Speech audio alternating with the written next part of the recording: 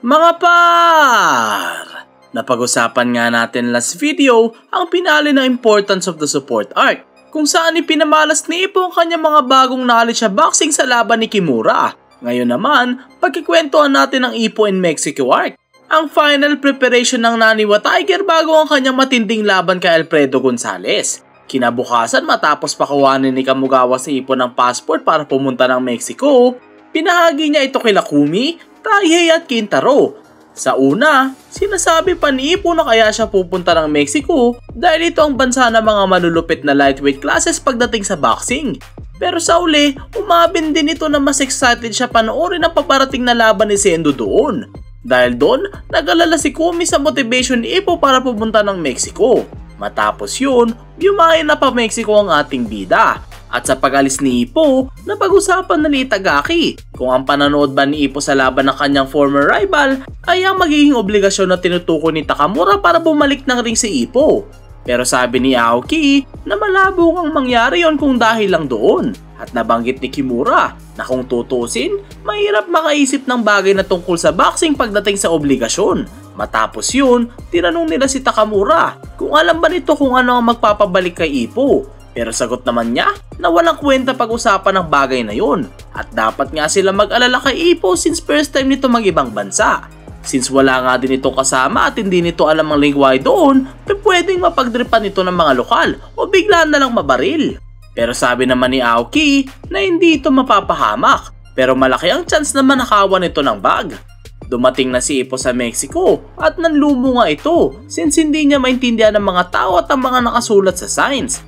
Sunod nating nalaman na kinausap nila Yagi ang Naniwa team para sunduin ang ating bida. At habang iniintay ang pinadala ng Naniwa Boxing Club para sunduin siya, may nakabungguan ng ating bida at tumalsik ang kanilang mga suitcase. Agara namang kinuha ni Ippo ang kanyang suitcase at dahil nga magkamukha ang suitcase nila, akala nang nabunggo ni Ippo na magnanakaw siya. Nang mapalibutan na siya ng mga tao, mabilis itong kumaripas ng takbo. Matapos yun, dumating na ang Scamaras Brothers na nagligtas sa kanya at tinawag ang ating bida na Tikamaras. Hinatid na ng Scamaras Brothers si Ippo kung asan sila Sento at pagdating nila doon, pinakita agad ng ating bida ang kanilang wrestling pose. Mabilis naman na binatukan ni Sento ito dahil piling nito pinagtitripan siya ni Ippo. Kinabukasan, pumunta sila Ippo at Milo sa Arena Mexico kung saan gaganapin ang laban nila Sendo at Alfredo. Pati na rin ang main event sa WBA Featherweight title defense ni Ricardo Martinez.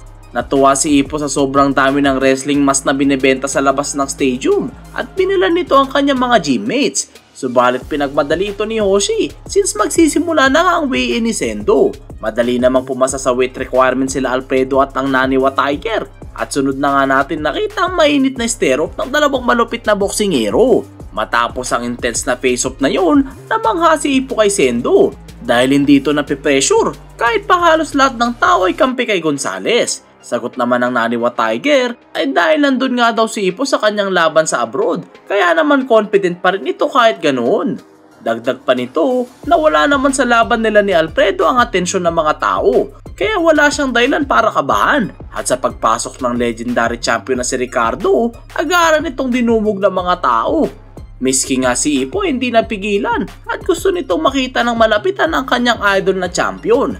Dahil nga sa ginagawa ni Ippo na parang turista at pabanjing-banjing lang, tinanong ni Hoshi si Sendo kung hindi ba siya naiinis sa inaasta nitong si Ippo since parating na nga ang important match niya. At dagdag pa nito na nalulungkot siya dahil dati gusto niya nga itong kalabanin pero tila naapektuhan na ito ng kanyang pagre-retiro at naging duwag.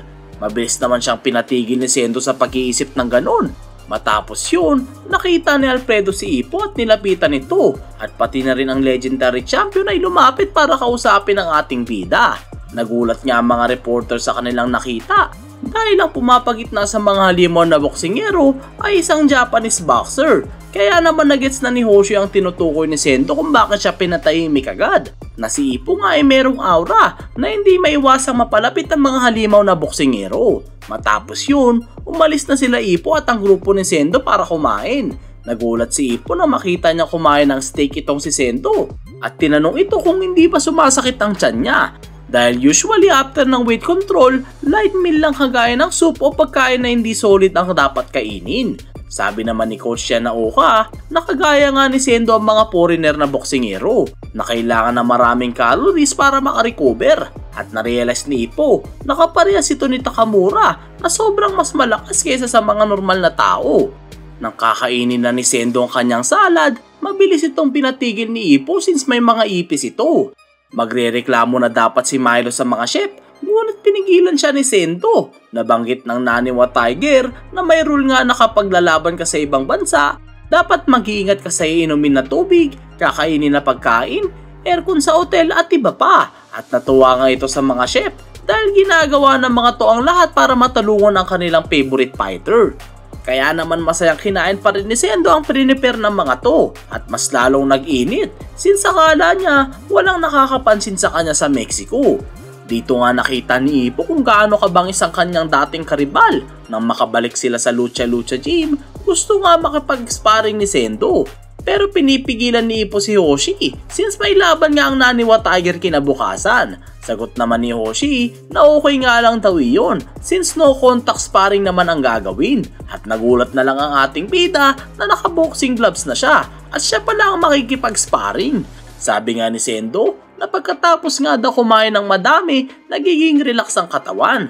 Kaya naman kailangan niya makipag-sparring para makuha ulit yung tension na kailangan sa boxing match. At natuwa ang ating bida sa kanyang bagong natutunan since na-realize niya lahat ng boksingero ay may iba't ibang final preparation.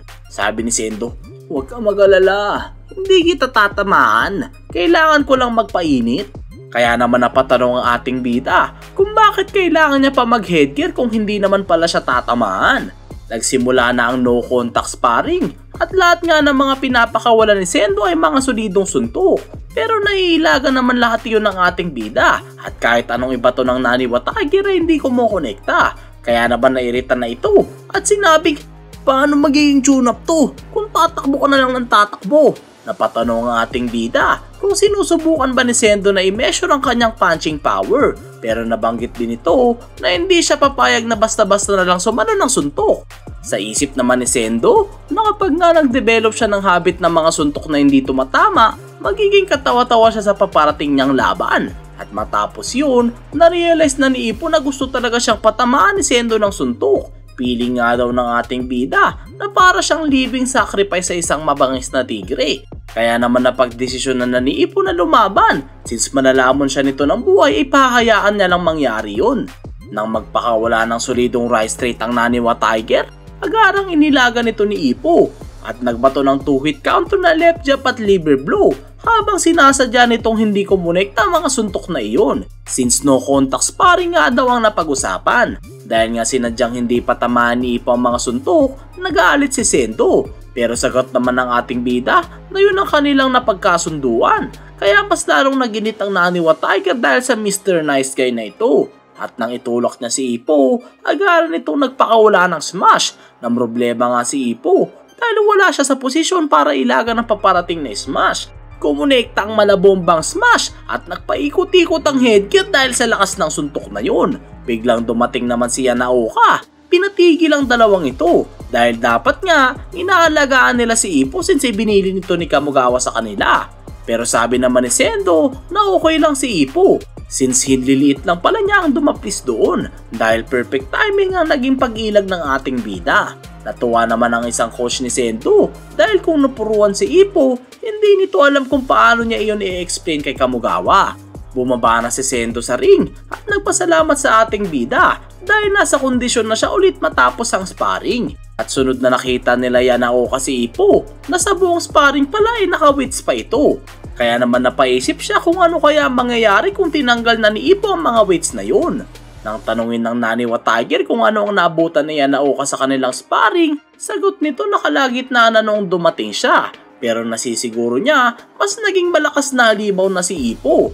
Ang step-in at ang handspin nito ay ibang-ibang level na kumpara dati.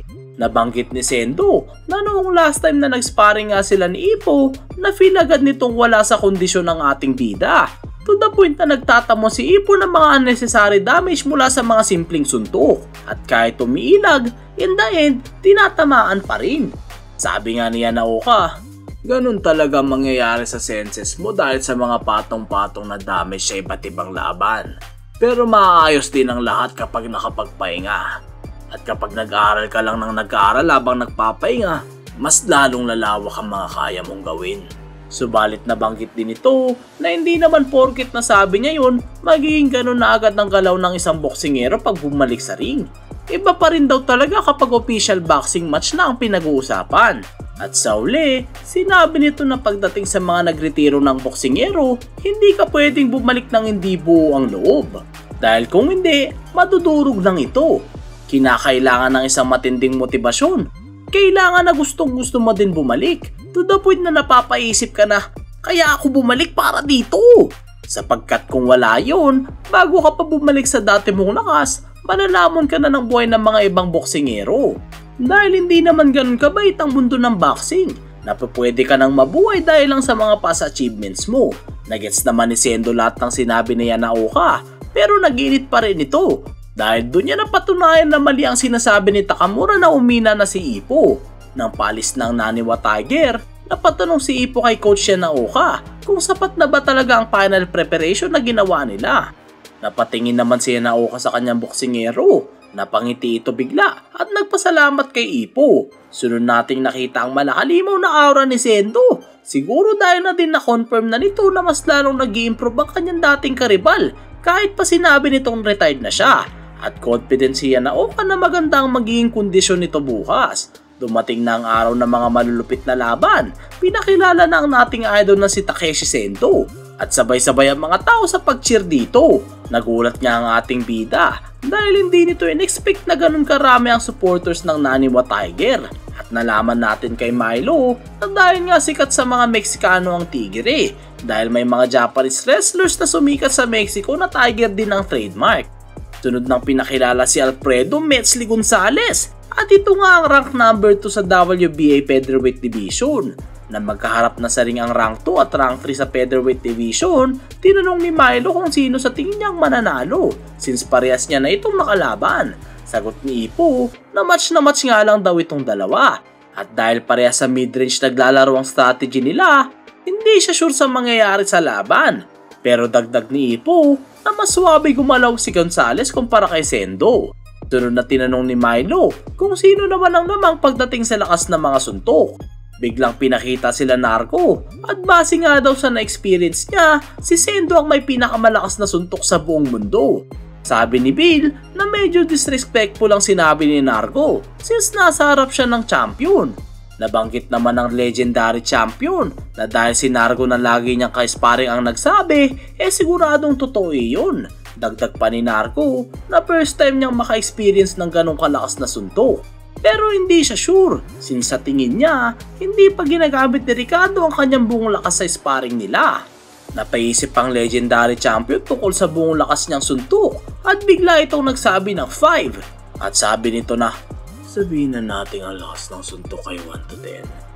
Kaya mo nang manalo gamit lang ang 5. Kaya hindi ko magets kung bakit kailangan pang gumamit ng 8, 9, or 10. Dagdag pa nito na pwede kang mag-setup ng maraming 1 at sunod na magpapakawala ng solidong 5. At sa tingin nito na ang 10 nakatumbas ng sobrang lakas na suntok ay masyado ng OA. Nang magta-touch gloves na mga boksingero sa ring, na-excite si Ricardo kung kaya pa bang ipagpatuloy ni Sendo ang kanyang win streak laban kay Alfredo.